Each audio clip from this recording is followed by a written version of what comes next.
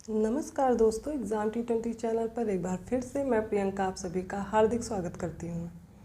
UP SSSC video री exam की test series चल रही है इस चैनल पर और हम आज हिंदी की ही जो टेस्ट सीरीज़ चल रही है उसको कंटिन्यू करते हुए नेक्स्ट प्रैक्टिस सेट लेकर के आए हैं, जिसमें आज 10वां प्रैक्टिस सेट है। उससे पहले ऑलरेडी हमने 3 प्रीवियस ईयर पेपर भी करवा दिए हैं यूपी SSSC के हिंदी के ही। अभी तक हमने हिंदी को किया था, अब हम 1-2 दिन में जीएस को भी कंटिन्यू करने वाले हैं। जिन भी बच्चों को ये एग्ज़ाम देना है वो सभी लोग बहुत अच्छे से इस पेपर को प्रिपेयर कीजिए। इससे पहले जो भी पेपर कराए गए हैं उनको भी ध्यान से आप लोग हल कर लीजिए, क्योंकि आपका जो पेपर आने वाला है उसमें से प्रश्न जो आएंगे वो काफ़ी ज़्यादा यहीं से पूछे जाएंगे।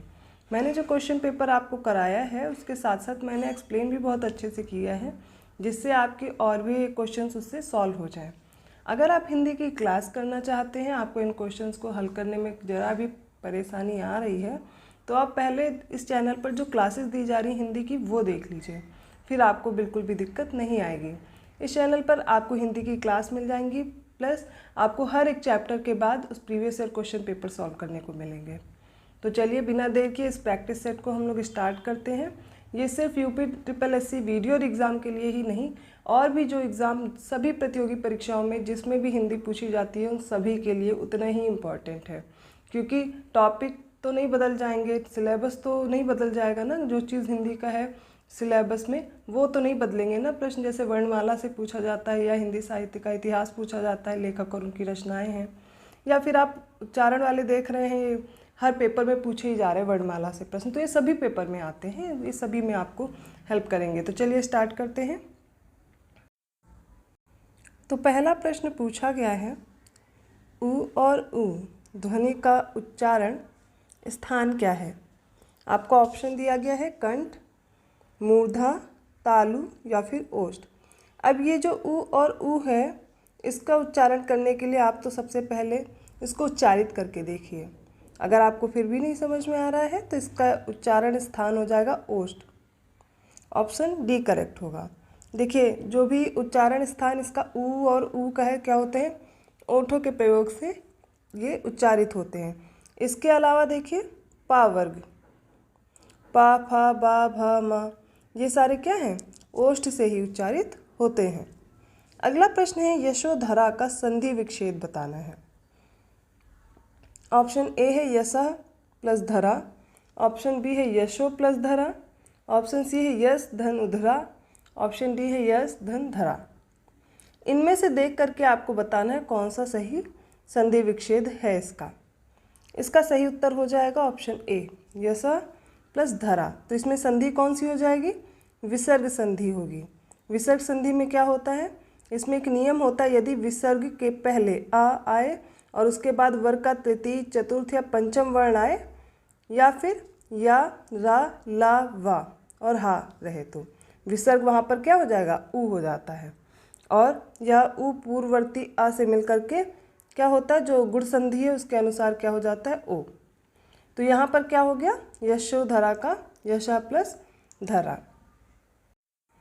अगला प्रश्न है, महेश्वर्य, इसमें कौन सी संधि है। दीर्घ संधि है, गुण संधि है, वृद्धि संधि है या फिर यड़ संधि है। महेश्वर्य, तो इसका सबसे पहले संधि विच्छेद करिए, हो जाएगा महा प्लस ऐश्वर्य।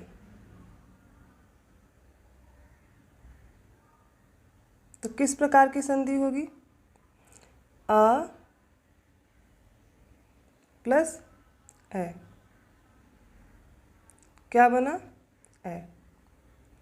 कौन सी संधि, ये मैं पढ़ा चुकी हूँ आप लोग को, वृद्धि संधि। ऑप्शन सी करेक्ट होगा, वृद्धि संधि। अब वृद्धि संधि मैं आप लोग को पढ़ा चुकी हूँ, फिर भी मैं बता रही हूँ। इसमें क्या होता है, यदि इस संधि के अनुसार यदि आ इनके बाद कोई भी स्वर, जैसे कि ए आए, ए आए, तो इसके स्थान पे क्या हो जाएगा, ए आ हो जाएगा। ओ या ओ आता है तो उसके स्थान पर क्या हो जाता है, ओ हो जाता है। कौन सी संधि, वृद्धि संधि। अब अगले प्रश्न में बताना है, निम्नलिखित में शुद्ध वर्तनी का चयन करना है और कवयित्री कैसे लिखा जाता है, ये कई बार पूछा भी जाता है। तो कवियित्री है या कवियत्री है, कवियत्री है या कवित्री है? इसका सही उत्तर होगा ऑप्शन बी, कवियत्री ऐसे लिखा जाता है। वर्तनी शुद्धिकरण बहुत ढंग से देख लीजिए। नेक्स्ट, निम्नलिखित में से कौन सी शुद्ध वर्तनी नहीं है? कौन सा इसमें अशुद्ध लिखा हुआ है? शत्रुघ्न, विभीषिका, परिणति या फिर आमिष? इसमें बताना है क्या गलत लिखा हुआ है। ठीक है, तो यहाँ पर जो गलती है वो है ऑप्शन सी में परिणति लिखा हुआ है, जबकि ये होगी परिणति। बाकी सारे शब्द सही लिखे हुए हैं। अगला प्रश्न है, निम्नलिखित में से किस विकल्प में सभी जातिवाचक संज्ञा शब्द हैं? ऑप्शन ए है श्याम, उत्तर काला। ऑप्शन बी दिया गया है जुलाहा, घोड़ा, मकान।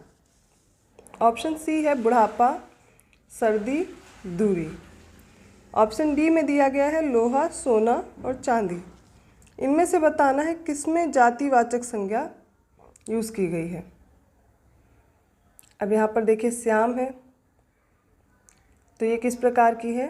व्यक्तिवाचक संज्ञा। उसके बाद जुलाहा, घोड़ा, मकान, ये क्या है? जातिवाचक संज्ञा है। ऑप्शन बी करेक्ट होगा। बुढ़ापा भाववाचक संज्ञा में आता है। लोहा, सोना, चांदी शब्द विवाचक संज्ञा। इस प्रकार उत्तर भी सही हो जाएगा। अगला प्रश्न है निम्नलिखित में से पुल्लिंग शब्द की पहचान कीजिए। ऑप्शन ए है निधि, ऑप्शन बी है विधि, ऑप्शन सी है राशि, ऑप्शन डी है गीत। और इनमें से बताना है कौन सा सही उत्तर है। इसका सही उत्तर है गीत। गीत क्या है? पुल्लिंग है। निधि, विधि, राशि ये सारे क्या हैं? पुल्लिंग शब्द हैं। अगले प्रश्न में निम्नलिखित कारक एवं विभक्तियों के युग्म से त्रुटिपूर्ण का चयन करना है। जैसे विभक्ति चिन्ह दे दिए गए हैं और उन कारक के विभक्ति चिन्ह को पहचान करके बताना है कौन सा इसमें अशुद्ध दिया गया है। ऑप्शन ए है कर्ता के लिए ने दिया गया है, कर्म का विभक्ति चिन्ह से दिया गया है, करण का विभक्ति चिन्ह से दिया गया है और अधिकरण का विभक्ति चिन्ह में दिया गया है। इन चारों में से बताना है कौन सा त्रुटिपूर्ण है।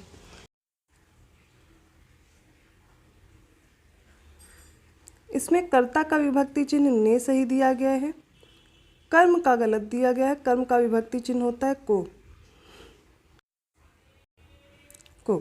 करण का सही है और अधिकरण का भी सही है। तो यहाँ पर कर्ता का होता है ने, कर्म को करण से के द्वारा, अधिकरण में या पर। ठीक है।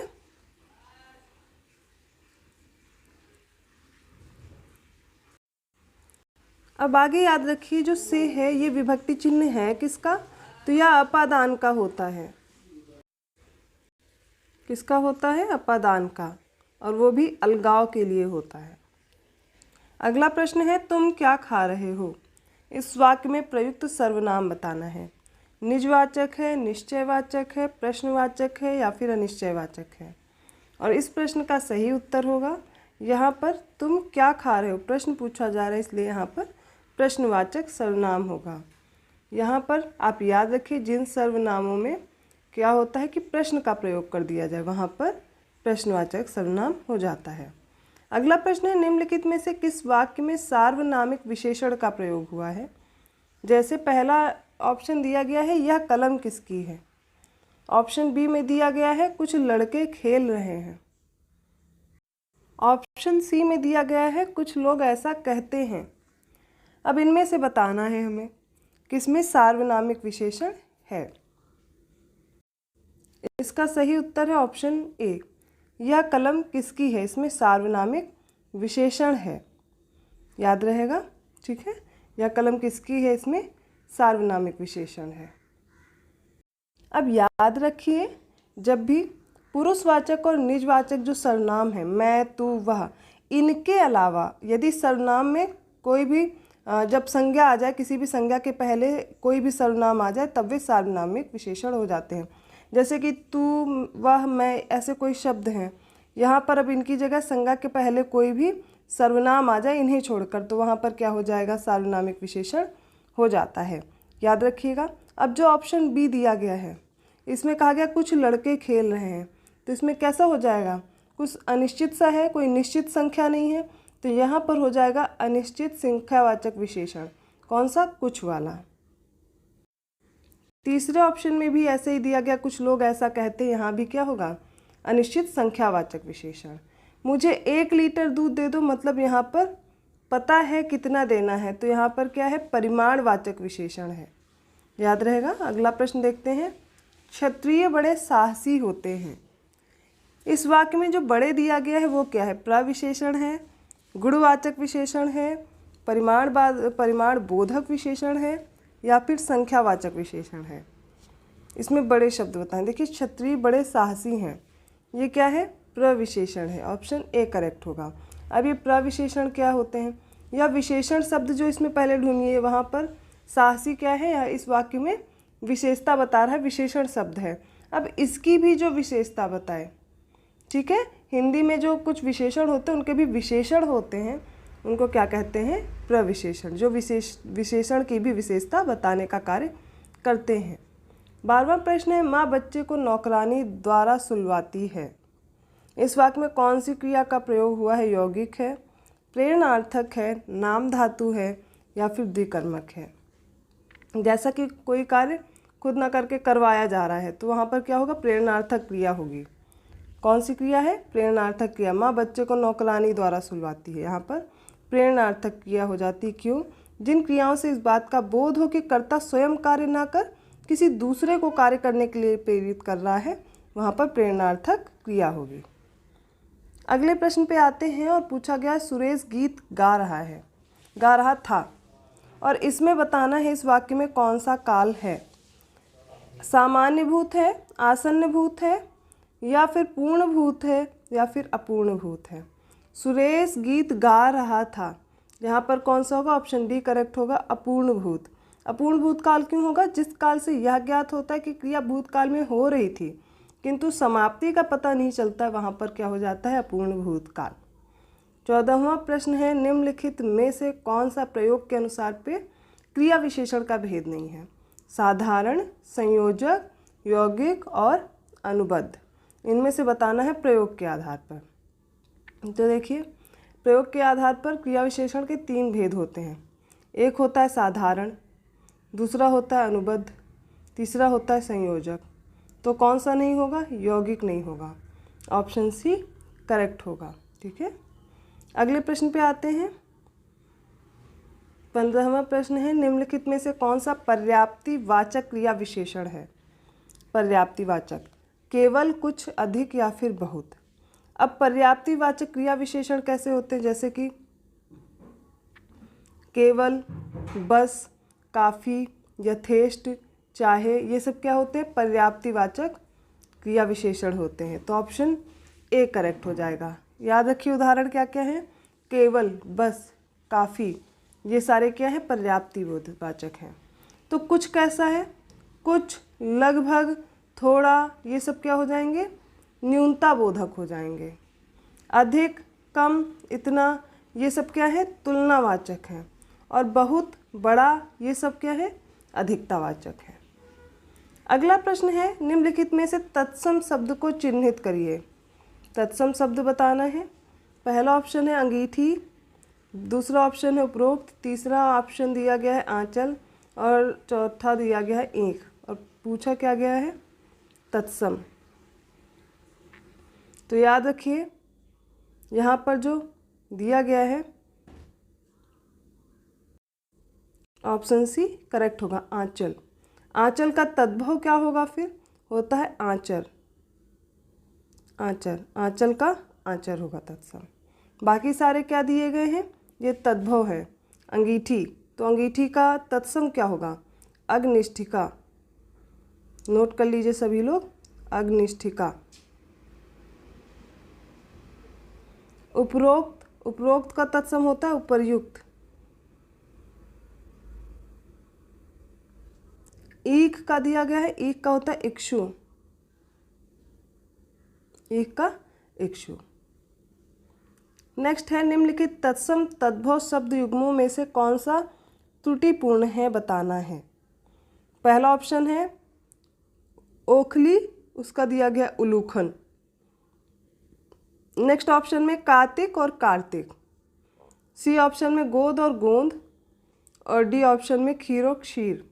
यहाँ पर देखिए पूछा गया त्रुटिपूर्ण कौन सा है। पहला सही है, दूसरा भी सही है, तीसरा गलत है और चौथा सही है। क्यों गलत है? गोद का क्या होता है? क्रोध होता है, गोंद नहीं होता है। क्या होता है? क्रोध। नेक्स्ट है मुहावरा किस भाषा का शब्द है? अरबी का है, फारसी है, तुर्की है या फिर देशज है? मुहावरा कैसा है? अरबी भाषा का शब्द है। इसके और भाषा मतलब अरबी भाषा के और शब्द अगर याद करिए तो हो जाएगा अमीर, आदमी, आदत। आज से पहले 3 याद रखिए, अमीर, आदमी, आदत।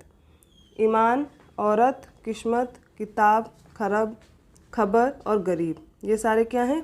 अरबी भाषा के शब्द हैं। अगला प्रश्न है निम्नलिखित में से किस शब्द में आ उपसर्ग लगा है? ऑप्शन ए है अवतार, ऑप्शन बी है आजीवन, ऑप्शन सी है अनुशासन या ऑप्शन डी है अधिकार। और इनमें से बताना कौन सा उत्तर सही होगा। देखिए अवतार और इन सब में देखेंगे या अनुशासन, अधिकार, इनमें नहीं है, किंतु जो ऑप्शन बी दिया गया आजीवन, इसमें आ उपसर्ग लगा हुआ है। कौन सा? आ उपसर्ग। बाकी में याद रखें अनुशासन में अनु लगा हुआ है, अधिकार में अधि उपसर्ग लगा हुआ है। अगला प्रश्न है निम्नलिखित में से किस शब्द में एरा प्रत्यय नहीं लगा हुआ है? पहला ऑप्शन है ममेरा, दूसरा ऑप्शन है फुफेरा, तीसरा ऑप्शन है चचेरा और लास्ट है सोनार। इसमें एरा प्रत्यय किस में नहीं लगा हुआ है? तो ऑप्शन डी करेक्ट होगा, सोनार में नहीं लगा हुआ है। सोनार में क्या है? नहीं लगा हुआ है एरा प्रत्यय, बाकी सब में लगा हुआ। कौन सा प्रत्यय लगा है फिर यहाँ पर? आर प्रत्यय। अगला प्रश्न है गृहस्थ का विशेषण होगा। गार्हस्थ्य, गृहस्थी, गार्हस्थ, गृहिणी क्या होता है? इसका विशेषण बताना है। तो गृहस्थ का होता है गार्हस्थ। Option A correct, right. अगला प्रश्न है निम्नलिखित विशेष विशेषण शब्द युग्म में से त्रुटिपूर्ण की पहचान करनी है, गलत बताना है। क्या क्या ऑप्शन दिए गए हैं? पहला है घृणा का घृणित, दूसरा है तालु का तालव्य, गर्व का गर्वीला, उत्कर्ष का उत्कर्षित। और इसमें बताना है कौन सा सही, कौन सा त्रुटिपूर्ण है, गलत है। देखिए पहला, दूसरा, तीसरा सही है, ये गलत है। उत्कर्ष का उत्कर्षित नहीं होता है, उत्कृष्ट होता है। क्या होता है? उत्कृष्ट। ऑप्शन डी करेक्ट होगा। अगला प्रश्न है नील गाय में कौन सा समास है? अव्ययी भाव है, तत्पुरुष है, कर्मधारय है या बहुव्रीहि है? नील गाय में याद रखिए नीली गाय, नीली गाय। जब इसका समास विग्रह करेंगे तो नीली जो गाय है वो हो जाएगा कर्मधारय समास। जिस समास के समस्त होने वाले पद, समस्त होने वाले पद विशेष विशेषण भाव को प्राप्त हो, तो कर्ता कारक के हो और लिंग वचन के समान हो, तो उसे क्या कहते हैं? कर्मधारय समास कहते हैं। अगला प्रश्न है सतसई में कौन सा समास है? सतसई द्विगु है, द्वंद्व है, तत्पुरुष है या फिर बहुव्रीहि है? सतसई को सबसे पहले तोड़ते हैं, समास विग्रह करते हैं, तो होगा 700 का समाहार। तो यहाँ पर कैसा संख्या आ गई है? जहाँ पर संख्या होती वहाँ पर क्या होता है? द्विगु समास होता है। जिस समास का पहला पद संख्या बोधक हो उसे द्विगु समास कहते हैं। नेक्स्ट है नीचे दिए गए वाक्य के पहले और अंतिम भाग को क्रमशः 1 और 6 की संख्या दी गई है। इनके बीच के अंशों को 4 भागों में य, र, ल, व बांटा गया है। ये चारों भाग उचित क्रम में नहीं हैं, इन चारों को उचित क्रम में लगाएं ताकि एक सही वाक्य बन सके। तो प्रश्न है भारतीय गांवों के अभी भारत सरकार को सुधार के लिए और राज्य सरकारों को बहुत प्रयत्न करना होगा। अब हमें बताना है इसमें कौन कैसे वाक्य बनेगा। तो इसको मैं व्यवस्थित क्रम में लगाती हूँ। सबसे पहले भारतीय गांवों के सुधार के लिए अभी भारत सरकार को और राज्य सरकार को बहुत प्रयत्न करना होगा। तो सबसे पहले कौन सा ऑप्शन है?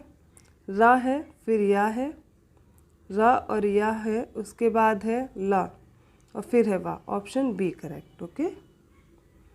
अगला है रामू की डैश केवल इसलिए हुई क्योंकि राजीव उसकी डैश अधिक बुद्धिमान है। इस वाक्य में रिक्त स्थान दिया गया और उचित पूर्ति करनी है विकल्प छांटकर। अपेक्षा उपेक्षा उपेक्षा अपेक्षा अपेक्षा है या फिर उपेक्षा उपेक्षा है या फिर उपेक्षा अपेक्षा है। तो मतलब दो शब्द हैं हमारे पास, अपेक्षा और उपेक्षा, और इनसे हमें पता लगाना है कि इसमें कौन सा सही वाक्य बनेगा।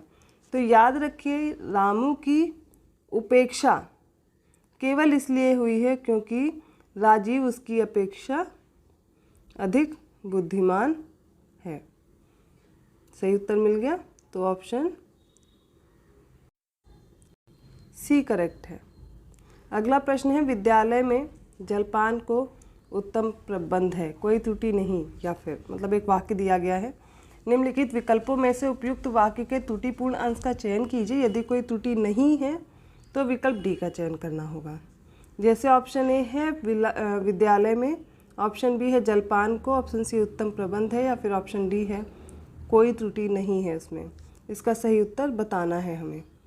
देखिए, विद्यालय में जलपान को दिया गया है और यही यहाँ पर बी ऑप्शन में क्या है, त्रुटि है। कैसे है वो देख लीजिए। विद्यालय में जलपान का उचित उत्तम प्रबंध है या उचित प्रबंध है, ठीक है, उत्तम प्रबंध है। अगला प्रश्न है, शुद्ध वाक्य का चयन करना है। पहला ऑप्शन है, उस वन में प्रातः काल के समय दृश्य बहुत ही सुहावना होता था। ऑप्शन बी है, उस वन में सुबह के समय का दृश्य बहुत ही सुहावना होता था। ऑप्शन सी है, उस वन में प्रातः काल का दृश्य बहुत सुहावना होता था, या फिर ऑप्शन डी है, उस वन में सवेरे के समय का दृश्य बड़ा मनोरम होता था। अब इन चारों ऑप्शन में बताना है कौन सा सही है। तो शुद्ध वाक्य है, उस वन में प्रातः काल का दृश्य बहुत सुहावना होता था। क्या हो जाएगा, उस वन में प्रातः काल, ठीक है। यहाँ पर सुबह के समय और प्रातः काल के समय, सवेरे के समय, ये त्रुटिपूर्ण दिए गए हैं। 29वां प्रश्न है, पानी न बरसता तो धान सूख जाता। ये किस प्रकार का वाक्य, इच्छावाचक है, संकेतवाचक है, विधिवाचक है या विस्मयवाचक है। इसका सही उत्तर होगा संकेतवाचक। जहाँ एक वाक्य दूसरे वाक्य की संभावना पर निर्भर हो वहाँ पर क्या होता है, संकेतवाचक वाक्य होता है। 30वां प्रश्न है, निम्नलिखित में से मिश्र वाक्य की पहचान कीजिए। उसने कहा कि मैं निर्दोष हूँ। ऑप्शन बी है, परिश्रमी छात्र अवश्य सफल होंगे। ऑप्शन सी है, सूर्योदय द्वारा कुहासा जाता रहा। ऑप्शन डी है, लोकप्रिय कवि का सम्मान सभी करते हैं। तो जो पहला है, उसने कहा कि मैं निर्दोष हूँ, इसी में क्या है, मिश्र वाक्य है।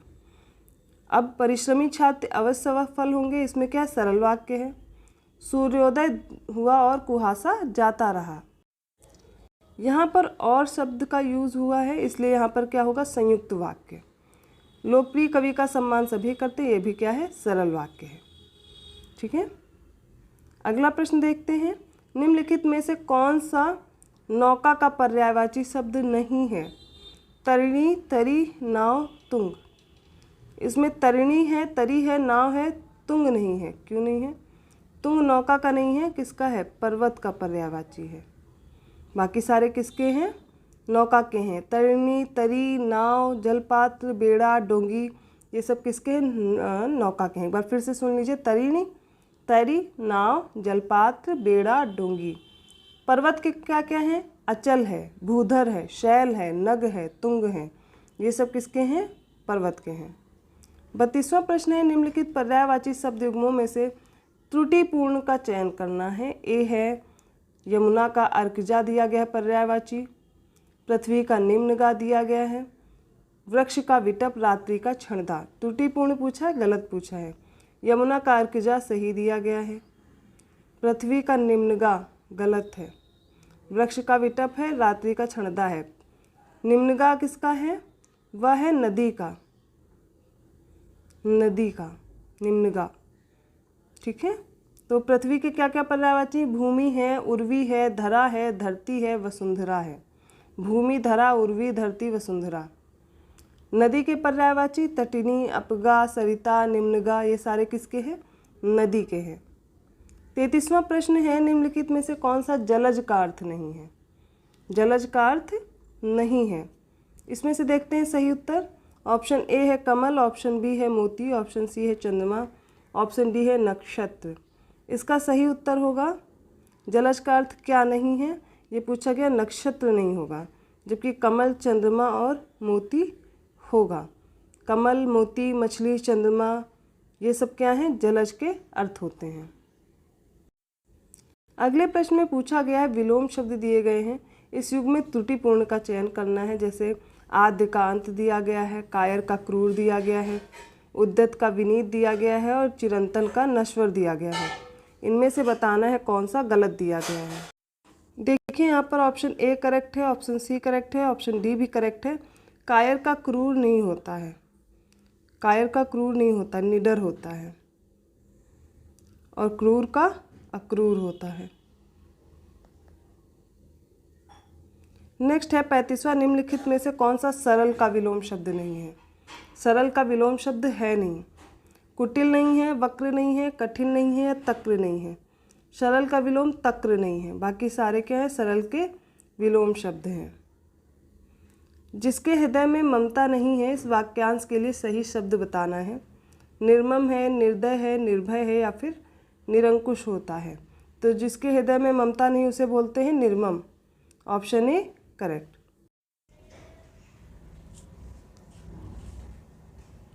अगला प्रश्न दिया गया है, पैसे से मनुष्य की जीवन जीने की इच्छा बलवती होती है। इस वाक्यांश को जीवन जीने की इच्छा जो रेखांकित किया गया इसमें बताना है। दिए गए ऑप्शन में से क्या सही होगा। जिजीविका, आजीविका, जीविका या इनमें से कोई नहीं। 37वें प्रश्न का सही उत्तर हो जाएगा जिजीविका। जीवन की इच्छा, जीवन जीने की इच्छा जिजीविका कहलाता है। अगला प्रश्न है, इस विद्यालय में दाखिला मिलना टेढ़ी खीर है। इस मुहावरे का सही अर्थ बताना है। आसान कार्य होना, बी है कठिन कार्य होना, सी है असंभव कार्य होना या फिर डी है प्रयत्नशील होना। इसका सही उत्तर हो जाएगा, टेढ़ी खीर का अर्थ है कठिन कार्य होना। 39वां प्रश्न है, निम्नलिखित में से सघोष वर्ण कौन सा है। प, थ, ब या श। सघोष, सघोष वर्ण में याद रखिए क्या होता है, जिन व्यंजन वर्णों के उच्चारण में स्वर तंत्रियों में क्या होता है, कंपन होता है, उन्हें सघोष कहते हैं। अब प्रत्येक वर्ग का तीसरा, चौथा और पांचवा ये क्या होते हैं, सघोष होते हैं। और इसके साथ साथ अंतस्थ, अंतस्थ व्यंजन और हा, ये सारे क्या होते हैं, सघोष वर्ण होते हैं। कौन से होते हैं, सघोष होते हैं। यहाँ पर प, थ, ब और शा दिया गया है। सही उत्तर क्या हो जाएगा, ब। क्या किस में आता है, तीसरे वर्ग में आता है। प पहला वर्ग है, दूसरे वर्ग में था आता है, शा पहला वर्ग है, तो इस वजह से यहाँ पर ये गलत होंगे, उसमें व्यंजन इसमें नहीं आते हैं। बाकी सी ऑप्शन करेक्ट हो गया। घोष और बाकी पहला और जो दूसरा है वो क्या होगा, घोष हो जाएंगे। निम्नलिखित पंक्तियों में कौन सा अलंकार है। नवल सुंदर श्याम शरीर की सजल नीरद सी कल कांति थी। ए उपमा है, बी रूपक है, उत्प्रेक्षा है या अतिशयोक्ति है। 40वें प्रश्न में बताना है कौन सा अलंकार है। यहाँ पर क्या है, उपमा अलंकार है, उपमा अलंकार है। अगला प्रश्न है, श्रृंगार रस का स्थायी भाव बताना है। हास है या फिर उत्साह है या फिर रति है या क्रोध है। इनमें से बताना है सही उत्तर क्या है। देखिए, श्रृंगार रस का स्थायी भाव है रति, रति। हास का होता है, हास्य का होता है हास स्थायी भाव। वीर रस का उत्साह होता है और रौद्र का क्रोध होता है। गुनाहों का देवता, इसके रचयिता कौन है। गुनाहों का देवता इस अज्ञेय हैं, जैनेन्द्र हैं, प्रेमचंद हैं या धर्मवीर भारती हैं। इसका सही उत्तर है धर्मवीर भारती। कौन है, धर्मवीर भारती हैं। इनका उपन्यास है ये गुनाहों का देवता। इन्होंने और भी उपन्यासों की रचना किया है, जैसे सूरज का 7वां घोड़ा, ये भी इनकी अन्य रचना है। अगले प्रश्न में पूछा गया, पृथ्वीराज रासो किस काल की रचना है। आधुनिक काल की है, आदिकाल की है, भक्ति काल की है या फिर रीति काल की है। इनमें से बताना है पृथ्वीराज रासो, जो कि चंद्रबर्ड दाई ने लिखा था। ये एक महाकाव्य है, हिंदी का प्रथम महाकाव्य माना जाता है और यह है आदिकाल की रचना। अतः शब्द का समानार्थी बताना है, पहचाना है अतः शब्द का। अन्यथा, अतएव, परिणामतः या फिर अस्तु, इनमें से बताना है कौन सा है। अतः का है अतएव, अतएव कौन सा हो जाएगा, अतएव हो जाएगा। अगला है ऊँट के मुंह में जीरा, इस मुहावरे का अर्थ बताना है। ऊँट के मुंह में जीरा, जानवर को दवाई देना, बहुत बड़े प्राणी का भोजन बनना। ऑप्शन सी है बहुत अधिक खाने वाले को बहुत कम देना। ऑप्शन डी है बड़े प्राणी को सांत्वना देना। इसका सही उत्तर हो जाएगा बहुत अधिक खाने वाले को बहुत कम देना, ऊँट के मुंह में जीरा। 46वां प्रश्न है, निम्नलिखित में से कौन सा विराम चिन्ह का प्रकार नहीं है। निर्देशक नहीं है, लाघव नहीं है, उपदेशक नहीं है या विवरण नहीं है। देखिए, उपदेशक किसी प्रकार का नहीं है, निर्देशक है, लाघव भी है और विवरण चिन्ह है। जब किसी का विवरण देते हैं तो ऐसे लगाते हैं मार्क, लाघव के लिए ये, ठीक है।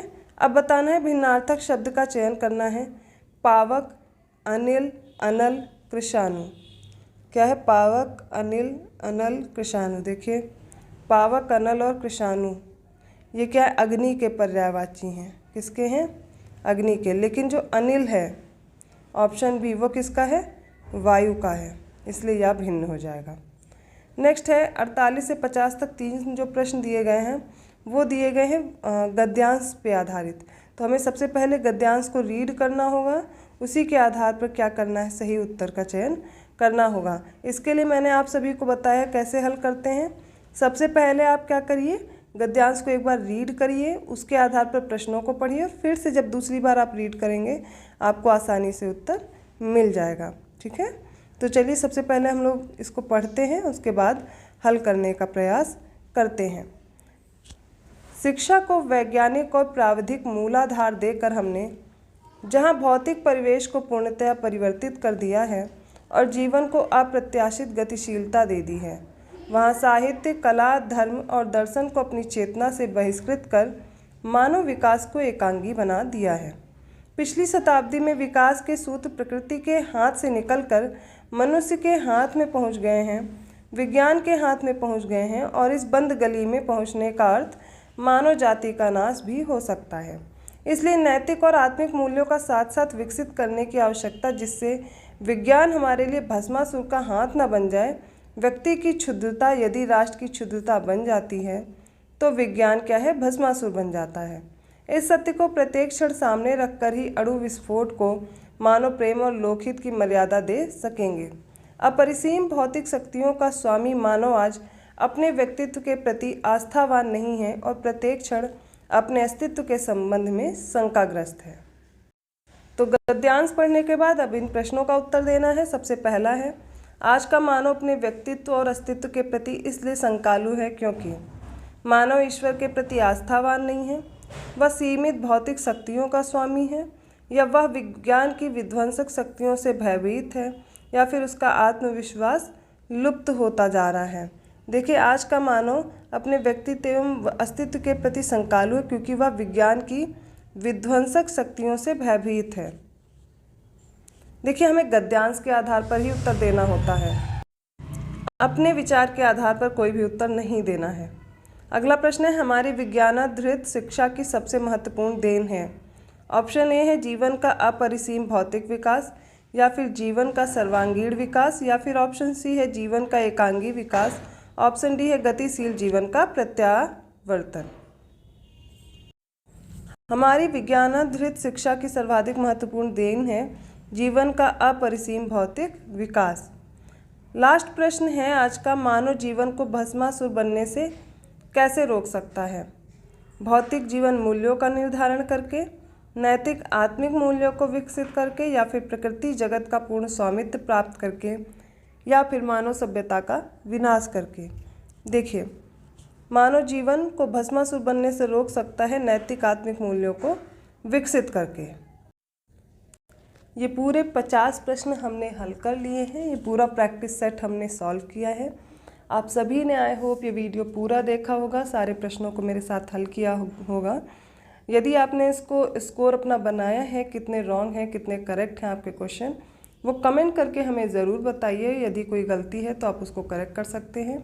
आप कुछ और सुझाव देना चाहते हैं, हमें कमेंट करके ज़रूर बताइए। वीडियो अच्छा लगा हो तो प्लीज़ लाइक कीजिए और लोगों को भी शेयर कीजिए और चैनल को सब्सक्राइब करना ना भूलें। ऑलरेडी जो हिंदी की क्लासेस चल रही हैं चैनल पर, उनको भी देखिए क्योंकि वो आपके लिए काफ़ी इम्पॉर्टेंट हैं। चलिए आगे की क्लास नेक्स्ट क्लास में हम लोग लेकर के आएंगे नेक्स्ट प्रैक्टिस सेट के साथ। धन्यवाद।